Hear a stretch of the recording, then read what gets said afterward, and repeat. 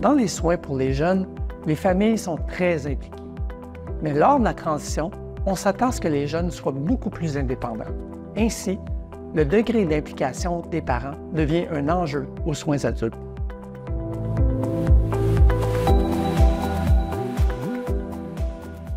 De parents, le fait qu'ils soient là aussi, ça peut nous apporter autant de bien, mais trop présent, ça peut nous apporter tout le contraire de autant de bien. L'implication des parents, pour moi, c'est super important. Puis moi, j'ai la chance quand même que mes parents soient présents quand même. Tu sais, mon père m'accompagne souvent à mes rendez-vous avec l'endocrinologue, etc. Puis ma mère aussi. Ma mère, c'est plus le côté alimentaire de la maladie. Donc, c'est elle qui va m'aider à gérer les quantités que je dois manger, m'aider à gérer les doses d'insuline que je dois m'injecter au quotidien. Donc, moi, je trouve que c'est quand même important parce que des fois, tu te dis, OK, oui, je suis autonome, oui, je sais comment ça fonctionne, mais des fois, j'ai aussi besoin d'aide. Surtout au début, quand t'es pas habitué à faire ce genre de choses, je trouve que c'est super important. Mes parents, j'ai toujours besoin d'eux parce que moi, à ma maladie, il y a beaucoup de choses que je sais pas. Parce qu'il y a beaucoup de choses que c'est trop compliqué, trop difficile. Et des fois, mais on me pose des questions, puis je sais pas quoi répondre. Donc, pour moi, l'implication des parents est quand même assez importante, malgré mon âge.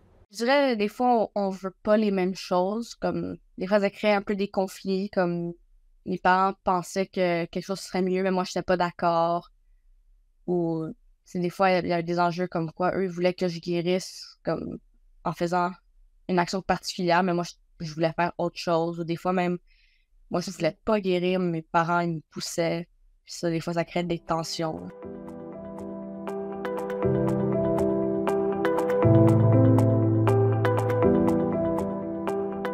Au début, ça peut faire peur. Mais je parle pour les jeunes. Moi, de mon côté, j'étais pas tant stressé que ça. Parce que je savais... je me préparais psychologiquement aux questions qu'on m'allait poser. De rester avec les parents, c'est correct, mais tu sais, d'essayer de découvrir le monde sans eux, de faire des activités sans eux, on gagne plus en maturité et plus en autonomie parce que c'est beaucoup l'autonomie qui nous touche, vu que la dépendance de quelqu'un est comme quasiment obligatoire dans notre condition.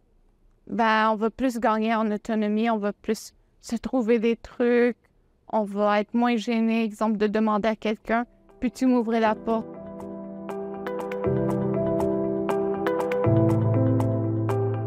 Votre décision n'est jamais coulée dans le béton.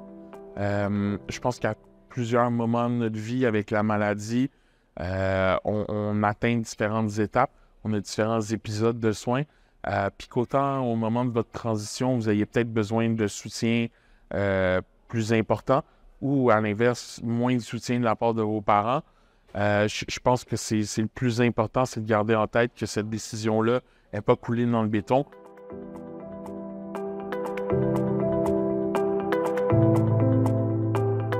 Pour certains jeunes, ça peut être une discussion plus difficile. Pour des parents, exemple, peut-être plus fermés, que en fait, chaque type de parent, c'est légitime. Mais peut-être pour des parents qui sont plus protecteurs, d'en parler avec eux. C'est pas facile d'avoir cette discussion-là, de dire, mais moi, qu'est-ce que je vise? Qu'est-ce que j'aimerais que tu fasses? Puis aussi du parent de l'écouter. D'écouter un jeune complètement avec ce qu'il veut, parce que malgré tout, dans tout ça, c'est le jeune qui vit cette situation-là. Oui, les parents sont derrière, oui, les parents sont là, souvent avec eux, mais c'est le jeune qui a les soins, c'est le jeune qui va à ses rendez-vous. Peut-être que le jeune veut essayer de faire par lui-même, puis c'est son droit.